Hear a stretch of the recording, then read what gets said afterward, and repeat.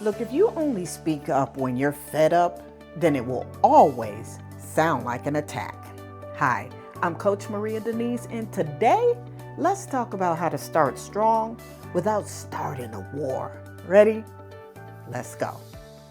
When addressing conflict, if you bring up the conversation like a prosecutor, then don't be shocked when the other person defends like a defendant. Because most people don't speak up when the first thing that bothers them comes to their mind. They try to be cool and then they try to let it go like nothing is bothering them, yet that fire is burning on the inside. Or maybe you use those famous words, it's fine, I'm fine. But then one random Tuesday, the smallest thing happens, and guess what? You explode. And now the other person isn't hearing your point.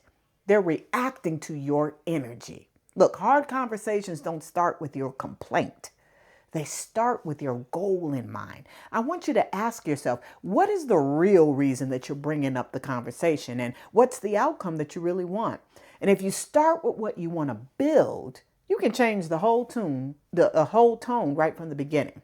So, for example, instead of saying, you never helped me around here, I'm tired of doing everything, try to adjust your initial approach.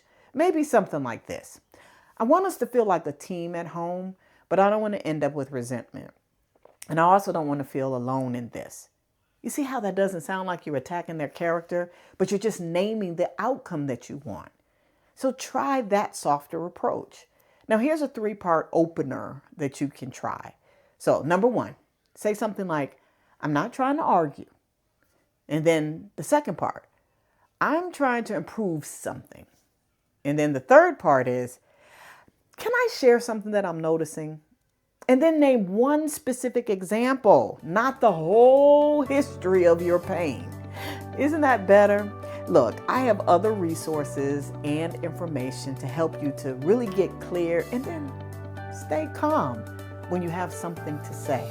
Look, all of the information is in the links in my bio. You're welcome.